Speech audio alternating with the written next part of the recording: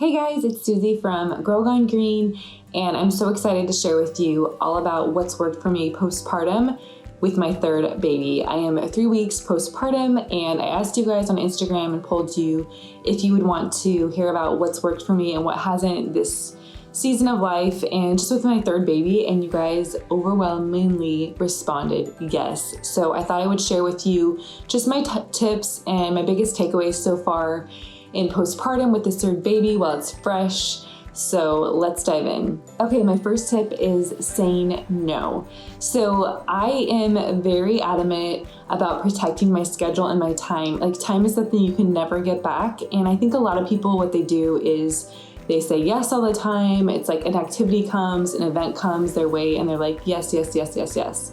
I am probably like on the opposite end. I'm like, no, no, no, no, no, which obviously can be like bad too. But I think in all in all for postpartum, it's really good, because the thing is when you are postpartum, like there's so many changes happening in your body. Like, you just had a baby, for one, that's a huge transition, but also physically your body is going through so many transitions. I mean, your hormones like plummet right after you have a baby, and like there's just a lot of things going on.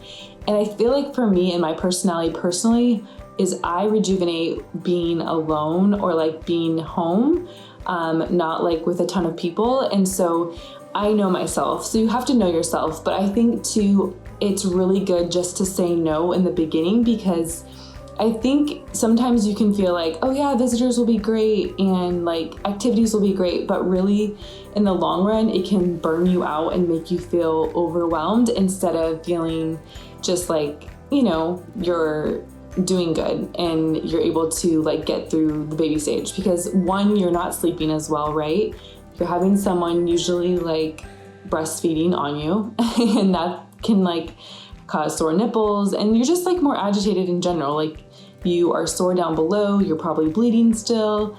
I mean, I'm still 3 weeks postpartum and I'm still bleeding a little. So like, that's a huge thing in itself. I just think there's a lot of things to consider. And for me, like saying no, for example, my daughter played soccer, but I didn't go to any of her games. One, just because it was, you know, like I was still in the throes of like recovering, but also because I just knew that it would be a lot for me, and I wanted to make sure and just like protect SJ, my baby, and also protect myself and just know that like what I could handle. And it's really cold out and I just didn't want him getting sick and rainy and all that. So, and I also said no to just things in general, like that I knew I just wouldn't want to do. Like, I was really protective of making sure that people didn't come over to the first week. I learned my lesson the hard way with Finley. She was my first, and I had a lot of people come over the first week, and I felt super overwhelmed. I remember crying to my husband and just thinking like, this is too much, because I had just had a baby. It was my first, like there were so many changes going on, like I said, and then there's like all these people coming over and they weren't helping me. They were just there trying to talk to me, and it was like draining me, because after a while, like I love chatting, but I can get super drained. And I recharge, like I said, by kind of being by myself or just, you know, being at home. And so I learned that if people were going to come over, they needed to like have a purpose, like, you know, help clean the kitchen, bring me dinner, hold the baby while I took a shower, like, and not, that sounds really selfish, but really you kind of have to be in that season, because otherwise like you can get drained, and that's not good. Like, if you're drained, then your kids are gonna be like suffering, your husband's gonna suffer, and like my top priority is my family and like helping them. And I know that if I am not like making sure that they're okay, then like I'm not doing my job as a mom too. And obviously I want to take care of myself. So I just encourage you to say no, and don't be like afraid of saying no. Don't be afraid of what other people will think. Like, it's okay. You need to like take care of yourself and know that in the end, it's like going to help your family, and everyone's going to be better because of it. So that's number one. Okay. Number two is letting myself rest for a week. Yes, a week. So with Finley, I remember my sister-in-law really encouraging me. She's a naturopathic physician, and she had said, you know, you really need to rest for a week. Like, just lay on the couch, hold your baby, eat, and sleep. And I was like, okay, yeah, I can totally do that. Well, I remember by like day 3, I was like, okay, I need to get up and move. Like, this is, you know, I'm getting bored and antsy, and I'm a go person. So it felt like I was doing nothing. But I quickly realized, because I ended up getting mastitis, thankfully, I was able to get it under control really quickly because I knew what it was, and my sister-in-law was like, "Okay, you need to rest again." But it was really because I wasn't resting. It was because I was going and wanting to clean the house and do this, and instead of just literally resting. And they say for every baby that you have, you should rest that many days. So if you have 3 babies, you should literally be in bed for 3 days and then resting for after that. So what I have done since Finley, because mastitis is not fun, is I literally just rest for a week. My mom comes and she cooks and she cleans, she does my laundry, she helps me with the kids, and I'm in bed, and my husband helps too. And that has worked so much better for our family and for me than trying to do all the things and be superwoman. Because the reality is you did just have a baby, your body went through a ton of stuff. You do need to rest for not only getting sleep because you're losing it, by getting up in the middle of the night to feed your baby, but also because your body just went through a traumatic event. I mean, it literally had a human come out of it. And whether you have a C-section or you have just, a normal natural childbirth, either way, you just need to rest and give your body some space to get energy back and, recuperate. And so I really like to just savor the time with my baby, to be honest, because it's such a special time. I feel like the newborn phase goes so quick, and if I have a ton of people over, I can't really enjoy that with my baby, and I want to. So I love that special first week. It is so special, especially after having 3. I realized how quick it goes. So I also would encourage you just to, like I said, be really choosy about who you have over, and don't just have over people that you feel are going to take up your time and not do too much for you, but people that are going to energize you and make you feel really good and help you out. And you guys know who those are in your life. So definitely recommend that. After a week, I still am not going and doing all these things, but at least I'm able to get up and move around the house. I feel too, it just helps me recuperate so much quicker if I really take that week and rest and rejuvenate, versus trying to get up earlier and be, then I'll start bleeding more, or I just start to feel more tired. So I encourage you, if you can, take that week and just really rest and enjoy your baby. Okay, this one is really new to me this postpartum season, and it's been a game changer, and that is meal prepping and having meal prepped. So that has been the biggest thing I would tell every single mom. If you're a new mom, or if this is your first baby, please meal prep. It will save you so much. Or have meals delivered, or have a meal train set up or something, because I literally did not do that with my 2 other pregnancies, and I can tell it was definitely way harder this time around. The transition overall has been so much easier. I don't know if that's because it's my 3rd baby or what, but I really do attribute some of it to having meal prepped, because I don't feel stressed at all about dinner or getting food on the table. I know that we have enough food for a month that we meal prepped. We had lunches and we had dinner and we even had breakfast for the kids. For my husband and I, we're still making our smoothies. And that's not that hard. We had all the ingredients in the freezer, and I can literally whip that up in 5 minutes, and he makes his own smoothie, so I don't have to worry about cooking for him breakfast. And so it's just been so easy and so nice. And even just knowing that I had food in the freezer and in the fridge, ready to go. All I have to do is reheat it. It's no guesswork. I don't have to go to the grocery store as much either, because I'm not having to think about what am I gonna fix for dinner, what am I gonna fix for lunch. It's just mainly getting snacky things, or just random stuff that, okay, maybe we need more nut milk for our smoothies or whatever, but it's not these main staple ingredients, because we already prepped them and made the food, and it's taken care of. So I cannot emphasize meal prepping enough. I did a whole video on my postpartum meal prep and how I did it, all the recipes that I used. I have a download with all of those, everything. So I'm gonna leave the link below for that, because you guys definitely want to do that. Most of the meals, all the meals are paleo, but some of them were a family recipe, and some of them were online ones I like. So you can find all of those in the meal prep video. Okay, the fourth one is I'm still taking my supplements. Yes. So most people might think that like, okay, once I have the baby, like stop taking my prenatal, stop taking all the things. No, no, no, no. So your body is like technically still in like what they call the fourth trimester. And if you think about it, you just had a baby that was like literally taking every good thing out of you the last 9 months. And like your body's giving all of it to the baby. So you want to make sure that you are replenishing your body with like all the good things, and it's really depleted. So this is the time when like you really want to make sure you're taking your prenatal and all your supplements, because your body just went through major changes and the baby got all the things, and you want to make sure that you're getting all the things back. So I'm still taking my prenatal, I'm still taking all of it, like my B complex, my vitamin D, my magnesium, take your supplements. And make sure that you are getting enough rest for sure. Okay, the fifth thing is going to bed early postpartum. So I know that this might be hard because I know with Finley, like, and Gracie, I like would stay up late. I would try to finish things on the blog. I would try to work. I would stay up and watch something with my husband because we like didn't have as much time. It was like our time to kind of connect again.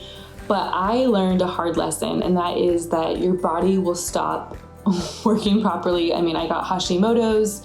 I'm not saying it's because of that, but like an accumulation of things. I'm just not taking care of myself. I feel like rest is so important, especially for me. I can tell when I don't get enough sleep or I don't get enough rest. I'm just like not on my game, and I'm like crankier. I'm shorter with my kids. I'm not as good of a wife. And so just for me, like sleep is so crucial. Like I want to protect that.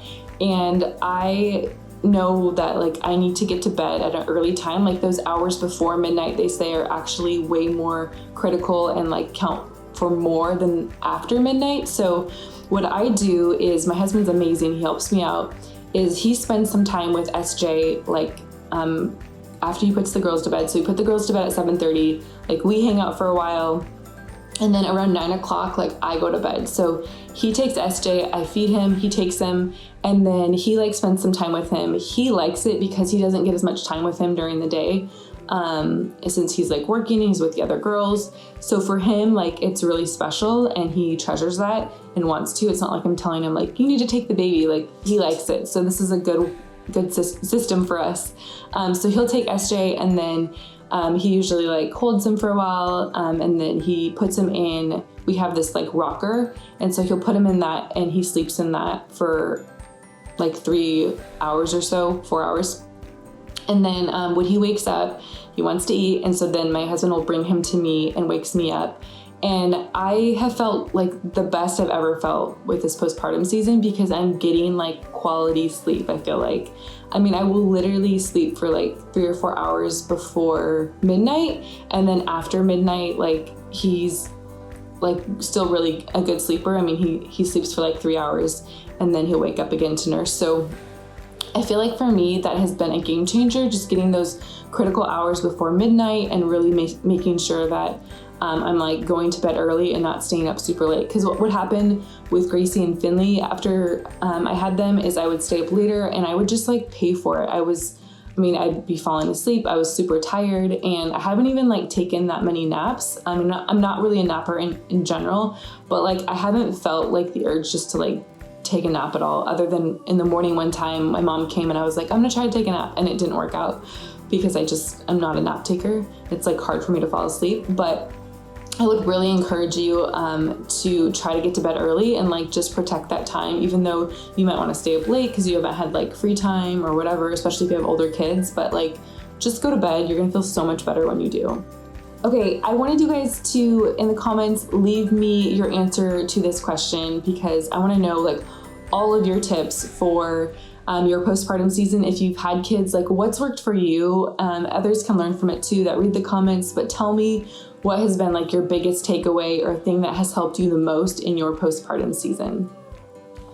Okay, the sixth thing is taking care of myself still. So I think a lot of times people in general, like after they have a baby, it's like, oh, well, I don't have time for this, I don't have time for that. And I totally get it. Like time is of the essence, especially when you have more children.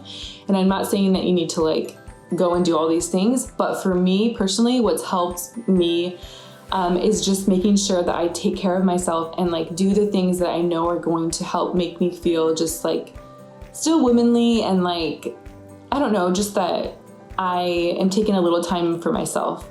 And for me, that's like making sure I get a shower every morning. Like, I just know that my husband knows that I need that. It's like I smell because I've been sweating because of postpartum, like sweating at night. Also, it just makes me feel like good to know that I'm like clean and I'm like starting my day fresh. I really like to get ready still. That's like makeup and doing my hair as much as possible. I'm not saying I don't wear hats or like I'm not taking shortcuts, but just like feeling put together. If I don't do that, like I start to just feel like not good, like yucky, and I don't know. For me, like it just is like putting on my like go-getter face for the day when I'm like getting ready and like doing those things for myself. Not only is it like taking time to take care of myself and make myself feel good, which I still think is important even in this postpartum season, like you need to do some things for yourself, but also like it just helps me like feel good when I'm working, and just know that like I have my A game, which for me, that's like getting ready, which I know for everyone that's different, but like shower and makeup and hair and just like getting dressed for the day has felt good. Not that I haven't had days where I'm like, I don't do it like totally, like maybe a Saturday, but for the most part, I just feel better when I like get ready for the day and know that I'm like prepped and, you know, I have everything that I need to kind of like succeed. That makes me feel like that way at least. Okay, the seventh thing and the final tip that I have for you guys that has helped me a ton with this postpartum season is just being able to ask for help and being really like upfront about it. So I think in the past, like I would try to do everything, whether that was like, I'm still working on the blog, I'm still, you know, gonna get up at the same time, I'm gonna do all the things, I'm gonna, you know, just crush it. And it's like, that's all cool and all, right? But in reality, like I need help. So like for me, that was like, before I had the baby, I asked my mom if she could come and watch the kids one day a week. Like she was watching them for an afternoon, but I just knew that in the postpartum season, I would need her for like a whole day because of just work-life balance and like helping me with the kids and like laundry and just everything. And she said yes.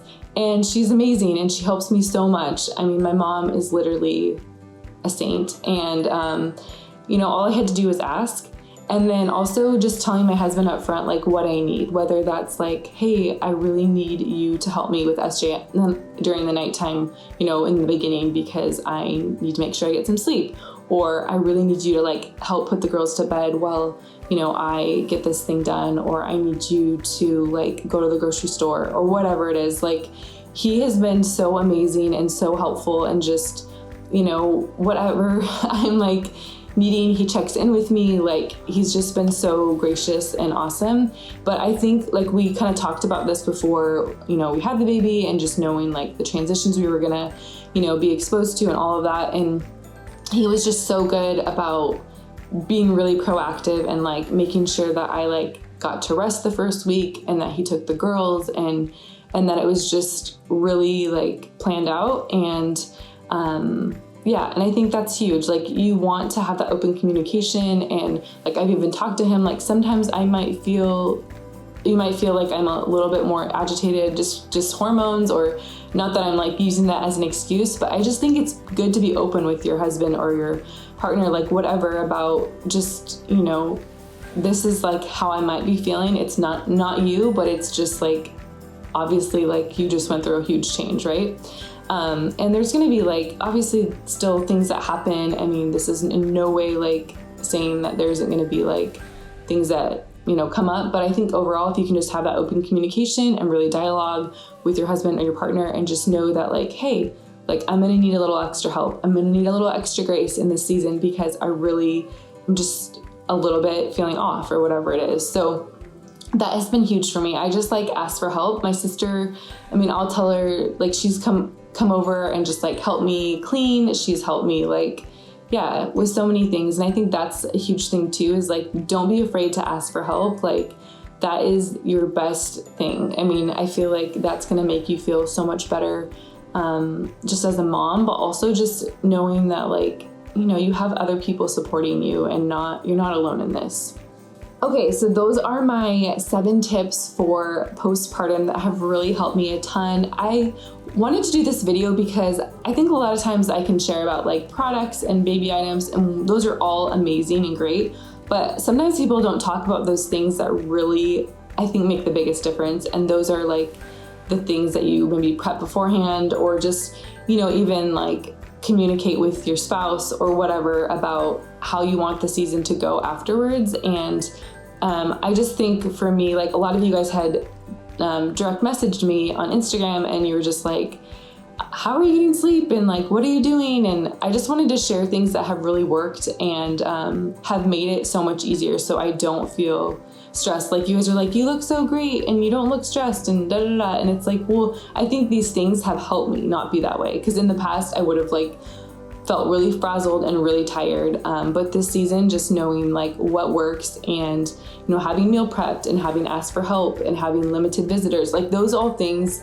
are all things that have really made the biggest difference and have made me feel like just more on my game and more able to handle all the things that are coming at me as far as, you know, a new baby brings. So I just encourage you, take what I say obviously with a grain of salt. I mean, do what works for you, but I hope that some of these things really do help you, especially if you've never experienced like having a baby and postpartum. Maybe you can take a few of them and put them into practice and see if they work for you in your season. So anyways, if you like this video, give it a thumbs up. If you haven't subscribed, make sure you subscribe below, and don't forget to hit the little bell to get notifications of when I have new videos coming up. And if you guys have any suggestions for videos or things you want to see, let me know in the comments.